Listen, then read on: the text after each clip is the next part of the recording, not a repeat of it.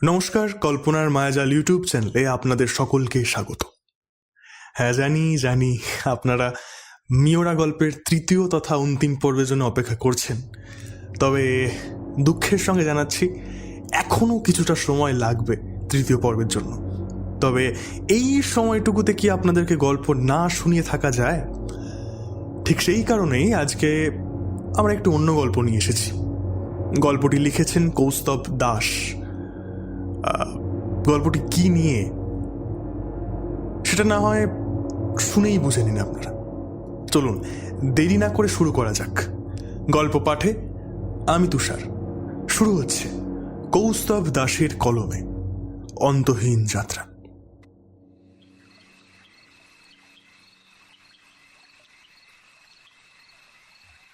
রাত 12টা মানে অনেক রাত।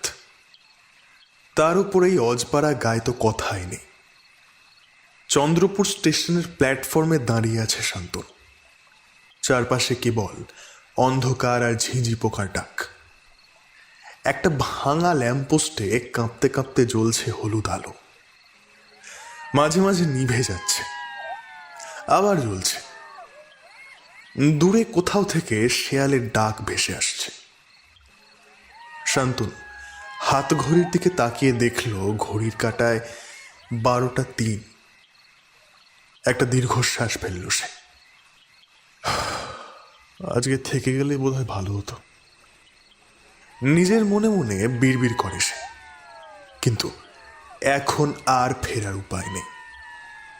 প্ল্যাটফর্মে সে ছাড়া আর কেউ নেই। কমপক্ষে ওর চোখে তো তাই পড়ছে। হঠাৎ করেই, কোথায় যাবে গো খোকা বাবু? কান ঘেঁষে ফিসফিসে গলা। শান্তনুর বুকের ভেতরটা ধক করে ওঠে। প্রায় লাফিয়ে পাশে ফিরে তাকায় সে। একটা বৃদ্ধ একেবারে গা ঘেঁষে দাঁড়িয়ে আছে। কখন এলো, কোথা থেকে এলো ও বুঝতেই পারেনি। লোকটার গায়ে একটা পুরনো ময়লা চাদর, মুখটা আধো অন্ধকারে ঢাকা। শুধু চোখ দুটো অদ্ভুতভাবে চকচক করছে। শান্তনুর গলা শুকিয়ে যায়। আমি নিমঘাটা যাব, ট্রেনের জন্য অপেক্ষা করছি। বৃদ্ধ ধীরে ধীরে মাথা নাড়েন। ও, নিমঘাটা। তারপর একটু থেমে বলেন, গাড়ির সময়ও তো হয়ে এসেছে। কথাগুলো বলার সময় বৃদ্ধের ঠোঁটে একটা অদ্ভুত হাসি ফুটে ওঠে। শান্তনুর ভেতরে কেমন যেন একটা অস্বস্তি বাড়তে থাকে। লোকটা এক দৃষ্টিতে তাকিয়ে আছে, একেবারে নড়ছে না। চোখ দুটো যেন জীবন্ত না, মরা মাছের মতো স্থির। শান্তনু বিরক্তি চাপতে না পেরে বলে উঠল, আপনি কি কিছু বলতে চাইছেন? বৃদ্ধ একটু হেসে মাথা নাড়ল।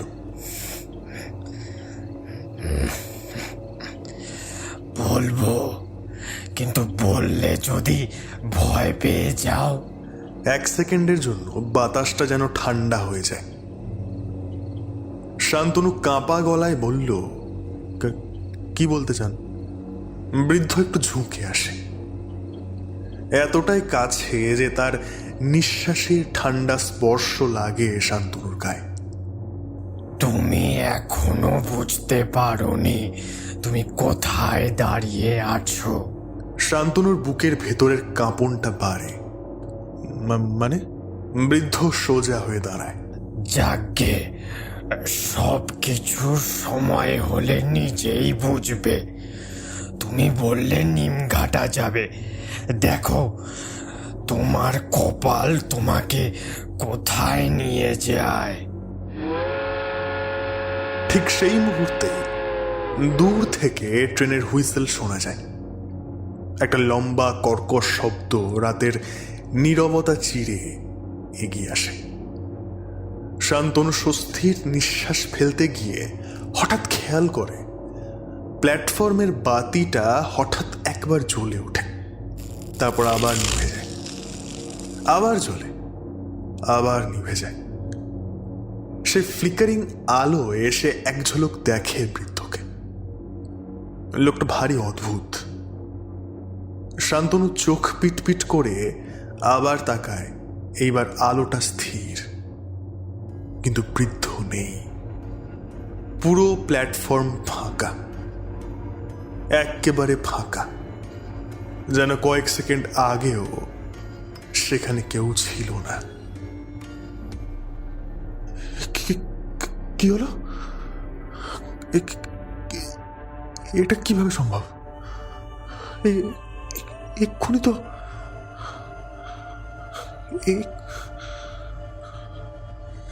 গলার স্বর কেঁপে ওঠে তার। ঠিক তখনই ট্রেনটা ঢুকে পড়ে স্টেশনে। লোহার চাকা আর লাইনের ঘর্ষণে একটা কর্কশ শব্দ ওঠে। কামরার ভেতর থেকে ঠান্ডা বাতাস বেরিয়ে আসে, অস্বাভাবিক ঠান্ডা। শান্তনুর শরীর দিয়ে কাঁটা দেয়। এক মুহূর্ত দাঁড়িয়ে থাকে সে। মনে হয় না ওঠাই বোধ হয় ভালো, কিন্তু পিছনে তাকাতেই দেখে প্ল্যাটফর্মটা আরো ফাঁকা লাগছে, যেন আরো অন্ধকার। আর দূরে এক কোণে মনে হচ্ছে কেউ যেন দাঁড়িয়ে আছে, একই চাদর দিয়ে ঢাকা অবয়ব। শান্তনু আর এক সেকেন্ডও দেরি করে না, দ্রুত পা বাড়িয়ে ট্রেনে উঠে পড়ে। পা রাখার সাথে সাথেই ট্রেনটা হঠাৎ ঝাঁকুনি দিয়ে চলতে শুরু করে। চারপাশে তাকায়, পুরো কামরা প্রায় ফাঁকা। শুধু এক পাশে একজন মহিলা আর একটা ছোট্ট মেয়ে। মেয়েটা তার দিকে তাকিয়ে একটা অদ্ভুত হাসি হাসে ফিক করে, তারপর ধীরে ধীরে মুখ ঘুরিয়ে জানলার দিকে তাকায়। জানলার বাইরে কিছুই দেখা যাচ্ছে না, একেবারে অন্ধকার। শান্তনুর গলাটা শুকিয়ে আসে। সে বোতল থেকে জল বার করে এক ঢোক জল খায়, তারপর ব্যাগটা পাশে রেখে চোখ বন্ধ করে, নিজেকে শান্ত করার চেষ্টা করে।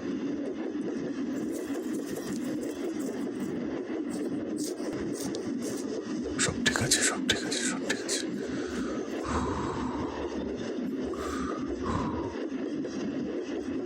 কিন্তু ভেতর ভেতরে সে জানে কিছু একটা ঠিক নেই, একদমই ঠিক নেই।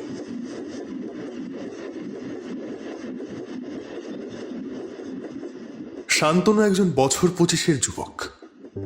গতকাল ওর কাছে খবর আসে ওর পিসে মশাই খুব অসুস্থ, তাই ওর সেই পিসি নাকি ওকে খুব করে যেতে বলেছেন। আসলে ওনাদের শান্তনু ছাড়া আর কেউ তেমন নেই। পিসির একটা ছেলে রয়েছে ঠিকই, তবে সে বয়সে অনেকটাই ছোট, 16 কি 17 হবে। তাই শান্তনু আজ রবিবার সকালে এই চন্দ্রপুর গ্রামে এসেছিল পিসির সাথে দেখা করতে। ইচ্ছে খুব একটা ছিল না, ও নিজে অনেকগুলো সমস্যার মধ্যে খুব বাজেভাবে জড়িয়ে আছে। তাছাড়া কিছু ঘটনা ওকে খুব খারাপভাবে মানসিক সমস্যার মধ্যে ফেলে রেখেছে। তাই একবার ভেবেছিল যে যাবে না, কিন্তু পরে ওর বাবা ফোন করে ওকে বারবার যেতে বলার পরে ও আসবে বলে ঠিক করে। আজকে সকালেই চন্দ্রপুরে এসেছিল। পিসির সাথে দেখা টাকা করে সারাদিন এখানে কাটিয়ে ও আজকে বাড়ির জন্য বেরিয়ে পড়বে ভেবেছিল, কিন্তু হসপিটাল বাড়ি করতে করতে রাত হয়ে যায়। তারপর 2টো ট্রেন মিস এবং একটা ট্রেন লেট হওয়ার দরুন এখন ওর এই রাতের শেষ ট্রেনটাই ভরসা। এভাবে কতক্ষণ চোখ বন্ধ করেও ছিল তা ঠিক নেই, হয়তো ঘুমিয়েই পড়েছিল। একটা অদ্ভুত অস্বস্তিতে ওর চোখটা খুলে গেল। খুলতেই ও দেখল পুরো কামরাটা অন্ধকারে ডুবে আছে। এতটাই অন্ধকার যে এক হাত দূরের কিছু দেখা যাচ্ছে না। যা বাবা, লোডশেডিং মনে হচ্ছে। সব জায়গাতে একই, আর ভালো লাগছে না।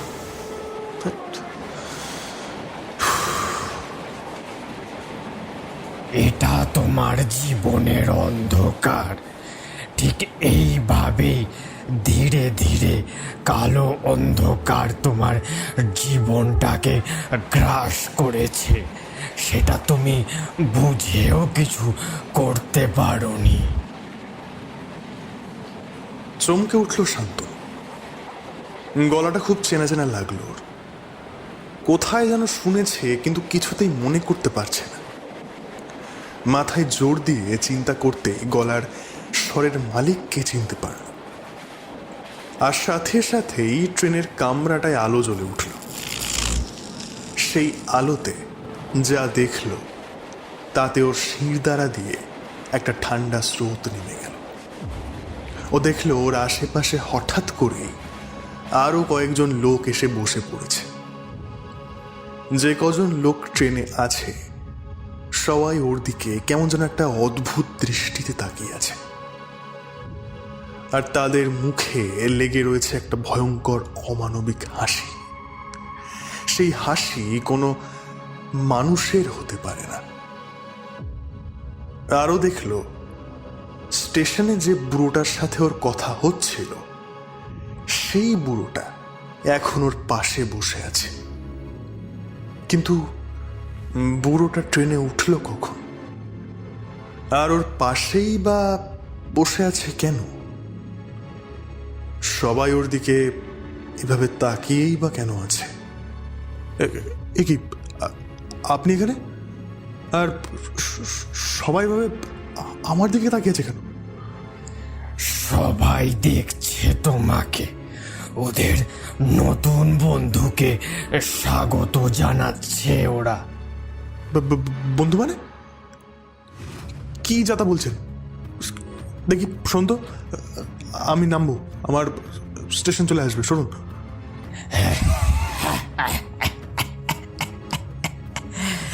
এই রেলগাড়ি তো যেখানে সেখানে থামে না।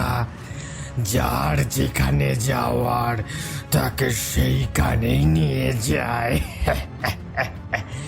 সেটা ছাড়া এ কিছুতেই থামবে না। শান্তনুর এবার সারা কপাল বেয়ে ঘাম নামতে থাকে। ও বুঝতে পারে ভয়ানক একটা কিছু ঘটতে চলেছে ওকে ঘিরে, কিন্তু কি করবে কিছুই বুঝে উঠতে পারছে না। বুড়োটাকে আবার কিছু জিজ্ঞাসা করতে যাবে ও, তার আগেই বুড়ো তার ডান হাতের অনামিকায় পরা একটা আংটি শান্তনুর কপালের ঠিক মাঝখানে চেপে ধরল। সাথে সাথেই শান্তনুর চোখের সামনেটা কেমন যেন ঘুরে উঠল। ওর আশেপাশের পৃথিবীটা কেমন যেন টালমাটাল হয়ে ঘুরতে লাগলো। ধীরে ধীরে একটা ঘন কালো অন্ধকার গ্রাস করতে লাগলো ওকে। তার সাথে ও পিছিয়ে যেতে লাগলো সময়ের চাকায়, ওর অতীতে।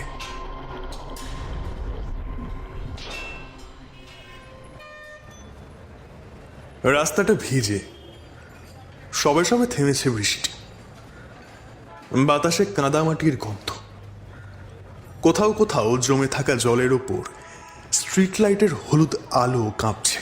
সেই কাঁপা আলোয় শান্তনুর ভেতরের অস্থিরতাটাও প্রতিফলিত হচ্ছে যেন। স্টিয়ারিং চেপে ধরে আছে সে, আঙুলগুলো শক্ত হয়ে আছে। মাথার ভেতর এখনো বাজছে গত রাতের সেই কথাগুলো। আমাদের আর হবে না শান্তনু, প্লিজ বোঝার চেষ্টা করো।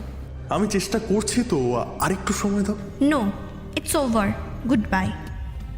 শর্মিষ্ঠার ফোন কেটে দেওয়ার সেই ঠান্ডা শব্দটা এখনো যেন কানে লেগে আছে।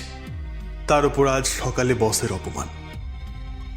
বসের সামনে দাঁড়িয়ে মাথা নিচু করে থাকতে হয়েছিল। You are getting lazy, Shantanu. It's unacceptable. পাশেই দাঁড়িয়েছিল সেই HR, ঠোঁটের কোণে কেমন যেন একটা চাপা হাসি। শান্তনু জানে ওর ওপরে HR-এর আগা গোড়ায় রাগ আছে। আর ঠিক সেই জন্য সেই বসের কাছে ওর বিষয়ে কান ভরেছে। স্টিয়ারিংয়ে মুঠোটা আরো শক্ত হয় শান্তনুর। সবাই যেন আজ একসাথে পড়ে আছে আমার উপরে। দাঁতের দাঁত চেপে বিড়বিড় করে সে। স্পিডোমিটারের কাঁটা একটু একটু করে উঠে চলেছে। 50, 60, 70, 80। ওর মনে হচ্ছে যত জোরে গাড়ি চলবে তত দ্রুত এইসব চিন্তাগুলো পিছনে পড়ে যাবে। হঠাৎ বাঁ দিকে একটা মোড়ে গাড়িটা ঘোরাতেই যেন সময়টা ধীর হয়ে যায়। সামনে একটা ছোট্ট মেয়ে, গোলাপি ফ্রক, ভেজা চুল কপালে লেগে আছে, হাতে একটা লাল বেলুন। নিজের মনে লাফাতে লাফাতে রাস্তা পার হচ্ছিল বাচ্চাটা। শান্তনুর চোখ বিস্ফারিত হয়ে যায়। না না না না না, পা হঠাৎ ব্রেকের ওপরে আছড়ে পড়ে। চাকা ঘুষতে যাওয়ার কর্কশ শব্দ হয়, কিন্তু দূরত্বটা খুব কম, খুবই কম। একটা ধাক্কা, ভয়ঙ্কর হাড় হিম করা শব্দ। মেয়েটার শরীরটা যেন হালকা পুতুলের মতো ছিটকে উঠে যায় ওপরের দিকে, তারপর সজোরে পড়ে মাঝ রাস্তায়। বেলুনটা ওর হাত থেকে ছুটে যায় ধীরে ধীরে উপরে, আরো উপরে, অন্ধকার আকাশের দিকে উড়ে যেতে থাকে সেটা। সবকিছু যেন 1 সেকেন্ডের জন্য থেমে যায়। তারপর শান্তনু দেখে রক্ত মাথার পিছন থেকে গড়িয়ে বেরোতে থাকা গাঢ় লাল রক্ত। ভিজে রাস্তায় মিশে যাচ্ছে সেগুলো। বৃষ্টির জল আর রক্ত একসাথে মিলেমিশে একটা অদ্ভুত বিভৎস ছবি তৈরি করেছে। শান্তনুর শ্বাস বন্ধ হয়ে আসছে, হাত কাঁপছে, চোখ স্থির হয়ে আছে সামনে পড়ে থাকা ছোট্ট দেহটার দিকে। আমি আমি আমি কি করে ফেললাম?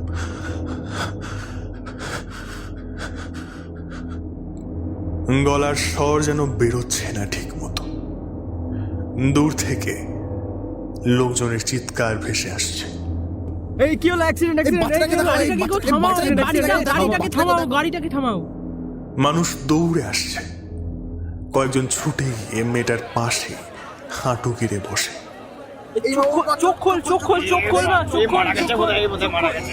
কিন্তু কোনো সাড়া নেই। শান্তনুর বুকের ভেতরটা ধক ধক শব্দে যেন বিস্ফারিত হচ্ছে।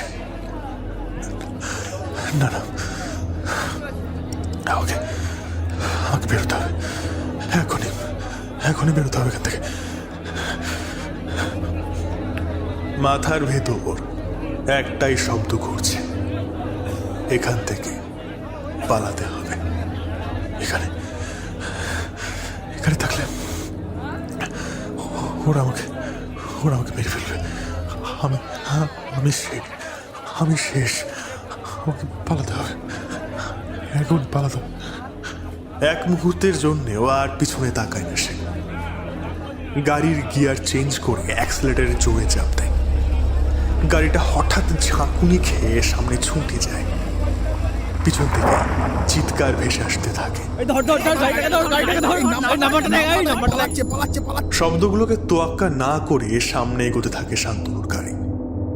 স্টিয়ারিং এর উপর ঝুঁকে পড়েছে প্রায় সে। শ্বাস নিতে কষ্ট হচ্ছে, বুকটা ফেটে যাচ্ছে যেন। চোখের সামনে বারবার সেই দৃশ্যটা ভেসে উঠছে। সেই ছোট্ট মেয়েটা, লাল বেলুন আর রক্ত। রাত অনেক হয়ে গেছে যখন সে বাড়ি ফেরে। দরজা বন্ধ করেই মেঝেতে বসে পড়ে সে।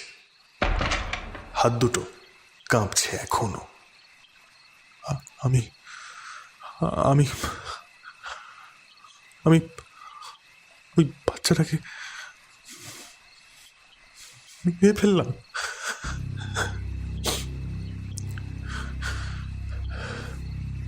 ওর নিজের গলার স্বরটাই ওর কাছে অচেনা লাগে। আমি তো কখনো কোনো প্রাণীকেও মারিনি, আর আর আর আজ ছোট্ট একটা বাচ্চা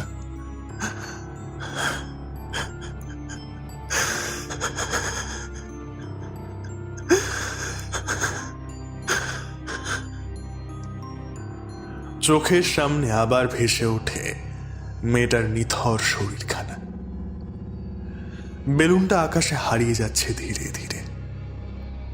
হঠাৎ মনে হয় ঘরের ভেতরটা ঠান্ডা হয়ে গেছে, অস্বাভাবিক ঠান্ডা। শ্বাসটা কেমন যেন ভারী হয়ে আসে, দৃষ্টি ঝাপসা হয়ে যাচ্ছে ধীরে ধীরে। মনে হচ্ছে কেউ যেন খুব কাছে এসে দাঁড়িয়েছে ওর ঠিক পিছনে। একটা ফিসফিসে ক্ষীণ স্বর, আমাকে ফিরে চলে গেলে কেন?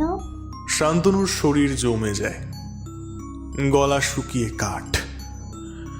ধীরে ধীরে সে ঘাড় ঘোরাতে যায়, আর ঠিক সেই মুহূর্তেই চোখের সামনে সব অন্ধকার হয়ে আসে।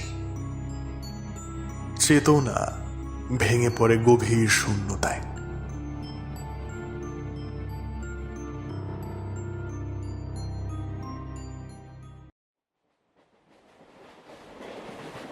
শান্তনু আস্তে আস্তে চোখ খোলে। একটা আলো সোজা এসে ধাক্কা মারে ওর চোখে।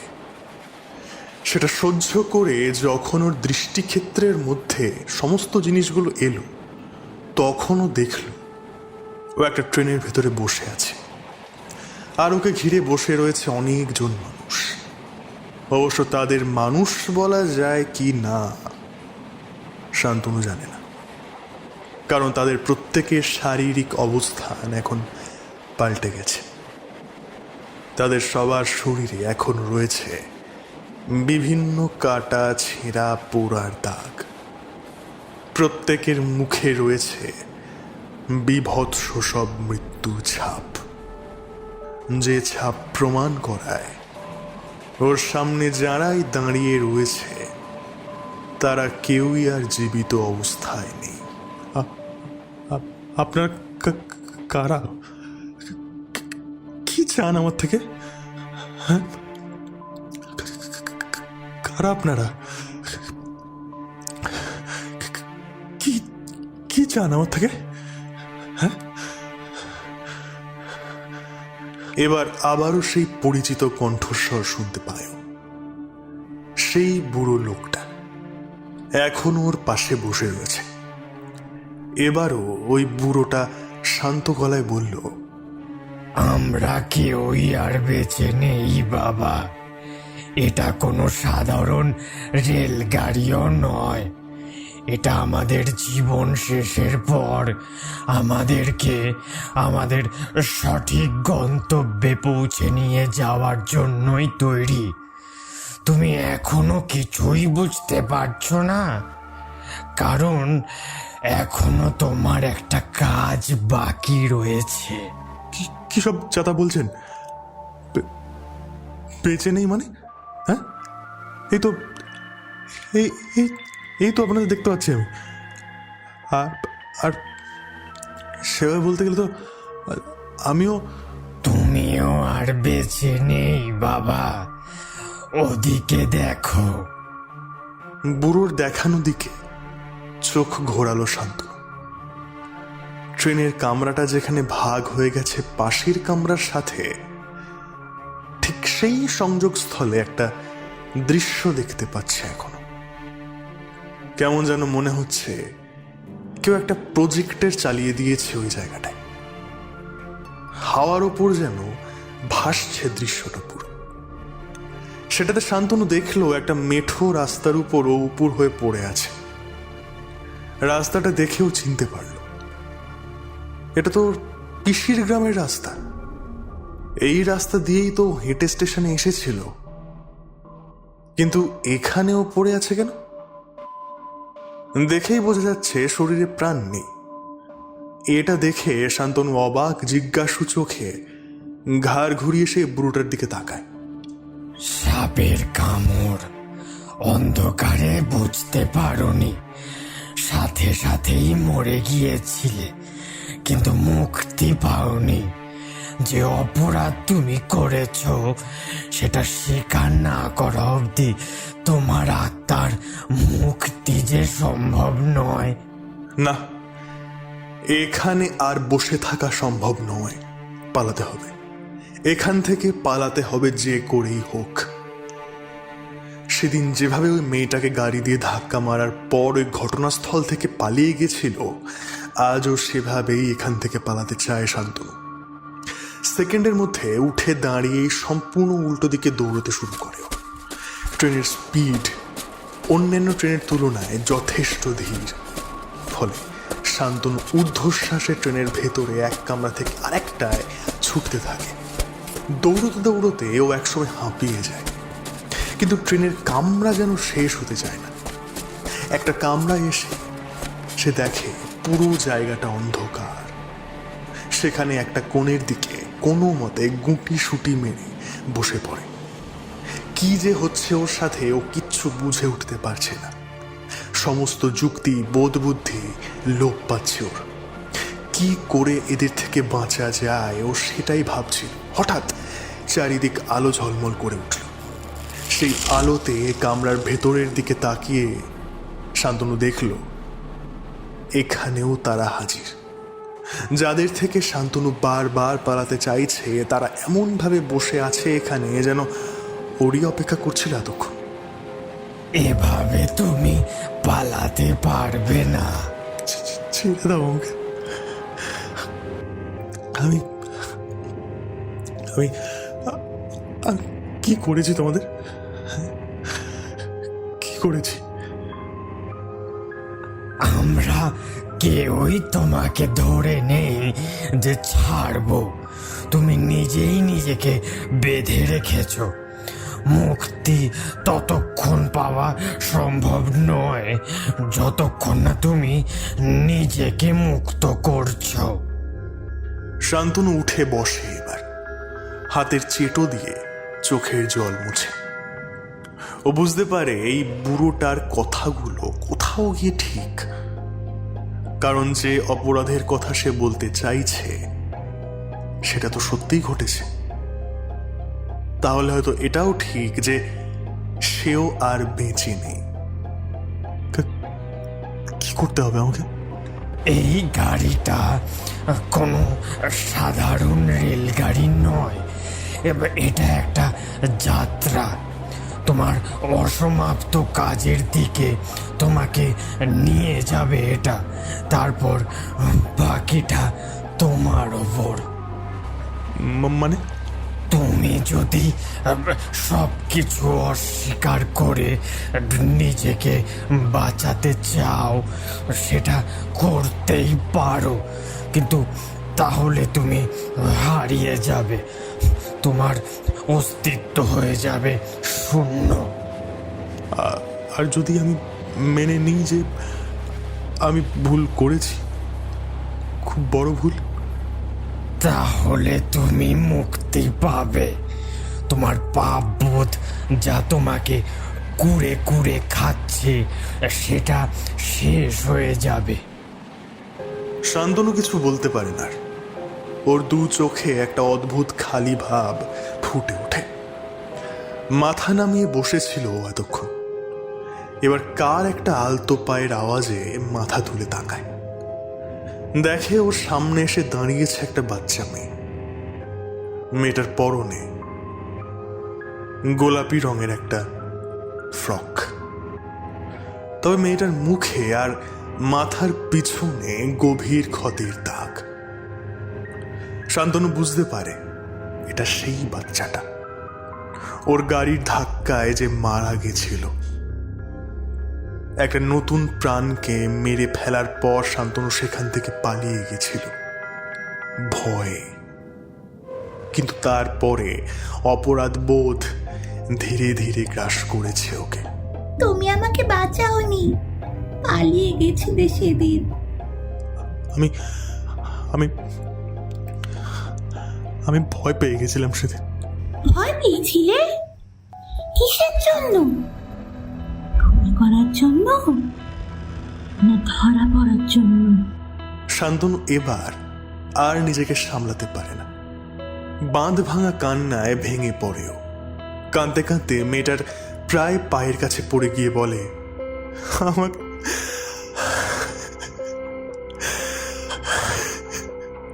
আমাকে আমাকে ক্ষমা করে দাও। আমি সত্যিই জানি না সেদিন আমার মাথায় কি চলছিল। আমি সত্যি ভয় পেয়ে গেছিলাম। আমাকে ক্ষমা করে দাও প্লিজ। কাঁদতে কাঁদতে আরো কি কি বলেছিল ওর মনে নেই। কান্নার দমকটা একটু কমলে ও জল ভরা চোখে মাথা উঁচু করে মেয়েটার দিকে তাকায়। ও দেখে মেয়েটার ঠোঁটের কোণে একটা হালকা হাসি ফুটে উঠেছে। ভুল মানুষ করে, কিন্তু সবাই সেটা স্বীকার করতে পারে না। যে নিজের ভুলটা মেনে নেয় সেই জিতে যায়। এই কথা বলার সাথে সাথে একটা আলোর বিস্ফোরণ হয় শান্তনুর চোখের সামনে। মুহূর্তের মধ্যে যেন 1000 আলো দপ করে জ্বলে ওঠে ওর সামনে। ওর চোখ আপনা থেকেই বন্ধ হয়ে যায়। মাথার মধ্যে প্রবল যন্ত্রণা হতে থাকে। তার সাথে ওর মাথার মধ্যেই ও সেই বুড়োটার গলা শুনতে পায়।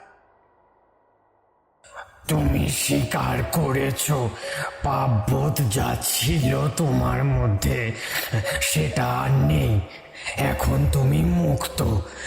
যেখান থেকে এসেছিলে আবার সেইখানেই ফিরে যাবে তুমি। তবে এবার আর পালিয়ে যেও না, বরং যে অপরাধ করে ফেলেছো সেটার প্রায়শ্চিত্ত করার ব্যবস্থা করো। ধীরে ধীরে চোখ খোলে শান্তনু, আর প্রচন্ডভাবে অবাক হয়ে যায়। ও দেখে একটা বিছানায় শুয়ে আছে। সারা শরীরে ঘামে ভিজে জপজপে অবস্থা। ধর্মর করে উঠে বসে শান্তনু। আগে যেটা বুঝতে পারে সেটা হলো এটা ওর পিসির বাড়ি, কিন্তু ও তো গতকাল এসেছিল এখানে। তারপর রাতে স্টেশন থেকে ট্রেন ধরেছিল। ট্রেনে সারা রাত ওসব ঘটনার পর এখন আবার এখানে কি করছে? মাথার মধ্যে সবটা গুলিয়ে যাচ্ছে শান্তনুর। হাত ঘড়িতে একবার তাকাতেই চমকে যায়। 5:30 বাজে, কিন্তু এটা বিকাল না ভোর। তাড়াতাড়ি করে উঠে ঘরের ভেজানো দরজা ঠেলে বাইরে আসতেই দেখে ওর দিকে অর্ণব, মানে ওর পিসির ছেলে, এগিয়ে আসছে। ঘুম ঠিকঠাক হয়েছে তো দাদা? হ্যাঁ, মানে এখন কটা বাজে, মানে সময় কত হলো? এই তো সন্ধে হয়ে এলো প্রায়। তুমি কিন্তু আজকের রাতটা থেকে যাবে, রাত করে আর ফেরার দরকার নেই। আজকের রাতটা এখানে কাটিয়ে কাল সকালে ট্রেনে ফিরে যেও। সন্ধে? এখন সন্ধে হবে? মানে এখন বিকাল 5:30 বাজে? হ্যাঁ, তা নয় তো কি। কেন গো, এরকম অদ্ভুত কথা জিজ্ঞেস করছো কেন? না না, মানে না, কিছু না, ছাড়। হ্যাঁ, আজকে রাতটা কাটিয়ে কালই ফিরবো। শুধু শুধু রাত করে বেরিয়ে কোনো লাভ নেই। অর্ণব একবার শান্তনুর দিকে অবাক চোখে তাকিয়ে আর কিছু বলে না, চলে যায়। শান্তনু ধীর পায়ে বাড়ির বাইরে চলে আসে। পশ্চিম আকাশে সূর্য অস্ত চলে গিয়েছে প্রায়। রয়ে গেছে তার শেষ খানিকটা আভা। সেই রং সারা আকাশে ছড়িয়ে পড়েছে। সবটাই কি তাহলে স্বপ্ন ছিল? কিন্তু এ তো বাস্তব জিনিস, সেটা স্বপ্ন কি করে হয়? এমন সময় কোথা থেকে যেন একটা কণ্ঠস্বর ভেসে আসে শান্তনুর কানে। স্বপ্ন হোক বা বাস্তব, শিক্ষাটাই যে আসল বাবা। নিজের ভুল বুঝতে পেরেছ, এটাই তোমার প্রাপ্তি। এবার আর পিছনে না ফিরে সামনের দিকে এগিয়ে চলো। অপরাধ করে ফেললেও তার থেকে পালিয়ে না গিয়ে তার মুখোমুখি হওয়ার সাহসটা যেন থাকে তোমার মধ্যে, সেটাই হলো জীবনের আসল শিক্ষা। কে? এটা তো সেই গলাটা। শান্তনু স্পষ্ট বুঝতে পারে এটা সেই বুড়োটার গলা। আচমকা সেই গলা শুনে থমকে যায়। তারপর নিজেকে সামলে নেয়। এতক্ষণেও বুঝে গেছে ওকে সঠিক পথে ফিরিয়ে আনার জন্যই হয়তো অদৃশ্য থেকে কোনো শক্তি ওকে স্বপ্নের মতো করে সবটা দেখিয়েছিল। দূরে আকাশের দিকে তাকিয়ে থাকতে থাকতে কেমন একটা হলো ওর মধ্যে। একবার নতমস্তকে প্রণাম জানালো, তারপর সেদিকে তাকিয়ে থাকতে থাকতেই আরো বুঝতে পারলো কিছু ঘটনা হয়তো ঘটে আমাদেরকে জীবনে সঠিক পথ দেখানোর জন্য। ভুল, অপরাধবোধ মানুষ মাত্রই হয়, কিন্তু সেই মানুষই জীবনকে সুন্দর করে সাজিয়ে তুলতে পারে যে সেই ভুলগুলোকে স্বীকার করে এগিয়ে যাওয়ার জন্য নিজেকে তৈরি করতে পারে। আর সেটা না করতে পারা অবধি তার মুক্তি হয় না, মুক্তি সম্ভব হয় না।